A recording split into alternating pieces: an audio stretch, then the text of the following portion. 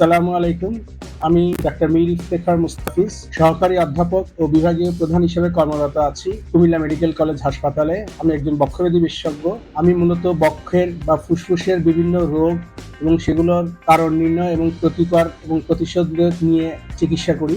আপনারা যারা বক্ষব্যাধি সংক্রান্ত বিভিন্ন সমস্যায় ভুগছেন, প্রয়োজনে আমার সেবা নিতে পারবেন এই কনসেপ্ট প্লাস ডায়াগনস্টিক সেন্টার থেকে। আমি এই প্রসঙ্গে বলতে চাই, ফুসফুসের বিভিন্ন ধরনের রোগে আমরা অনেকেই বিভিন্ন কারণে আক্রান্ত। এর মধ্যে কমন হলো অ্যাজমা বা হাঁপানি। এছাড়া আরেকটা দীর্ঘমেয়াদী রোগ আছে সিওপিডি, যা সাধারণত ধূমপান যারা করেন দীর্ঘদিন তাদের হয়ে থাকে। এছাড়া আমাদের দেশে কমন যে রোগটা যক্ষা বা টিবি রোগ বলে পরিচিত।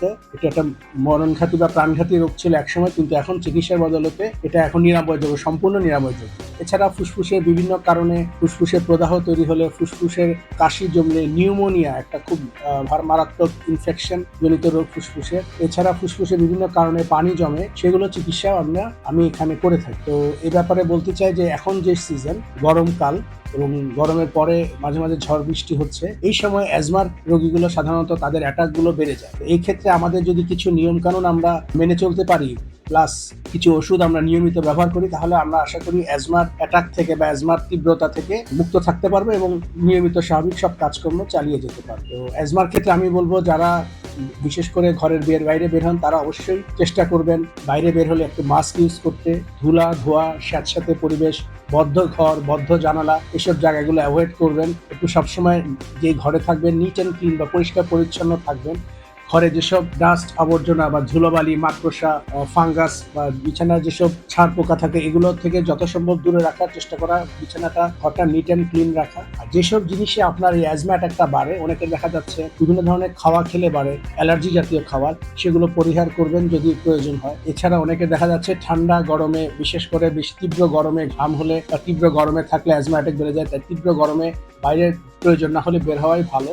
আর যদি প্রয়োজন হয় সেক্ষেত্রেও যথাসম্ভব পাতলা জামা পরে এবং ঘাম যেন না হলে একটু ঠান্ডা বাতাসের নিচে অথবা ফ্যানের নিচে বসে রেস্ট নেবেন। আর অ্যাজমার জন্য যে ওষুধগুলো আপনি নেন প্রয়োজনে, সেগুলো আসলে অ্যাজমা চলাকালীন সময় বা অ্যাজমা ভালো হয়ে যাওয়ার পরও কিছু ওষুধ আসলে দীর্ঘমেয়াদী ব্যবহার করলে অ্যাজমার এই অ্যাটাকটা বারবার হবে না এবং আপনি সম্পূর্ণভাবে আপনার স্বাভাবিক জীবনযাপন চালিয়ে যেতে পারবেন। অ্যাজমার যে তীব্র অ্যাটাকটা হয়, যখন মানুষ তীব্র শ্বাসকষ্ট নিয়ে আমাদের কাছে উপস্থিত হয় মাঝে মাঝে, সেরকম তীব্রতা নিয়ে হয়তো আর আসতে হবে। আর আমি বলবো যে আমাদের দেশে যক্ষা বা টিবি রোগের প্রাদুর্ভাব এখনো অনেক বেশি, যদিও আলহামদুলিল্লাহ আগের চেয়ে অনেক কমে আসছে নিয়ন্ত্রণে, আপনাদেরই সচেতনতার জন্য। তা আমি এর সাথে বলবো যে যখনই কারো 2 সপ্তাহ বা তার বেশি দীর্ঘমেয়াদী কাশি থাকবে এবং কাশির সাথে দেখা যাচ্ছে মাঝে মাঝে রক্ত যায় অথবা ওজন কমে যাচ্ছে, বিকাল বা দুপুরের পরে জ্বর আসে, খাবার রুচি কমে যাচ্ছে, ক্ষুধামন্দা হচ্ছে, তারা অবশ্যই প্রয়োজনীয় পরীক্ষা নিরীক্ষা করে নেবেন এবং আমার পরামর্শ নেবেন, বা যক্ষা আছে কিনা এই ব্যাপারে প্রয়োজনীয় যে পরামর্শগুলো বা পরীক্ষা নিরীক্ষাগুলো করলে আপনার নিশ্চিত হতে পারবো। এবং যদি কারো থেকেও থাকে, ইনশাল্লাহ এটা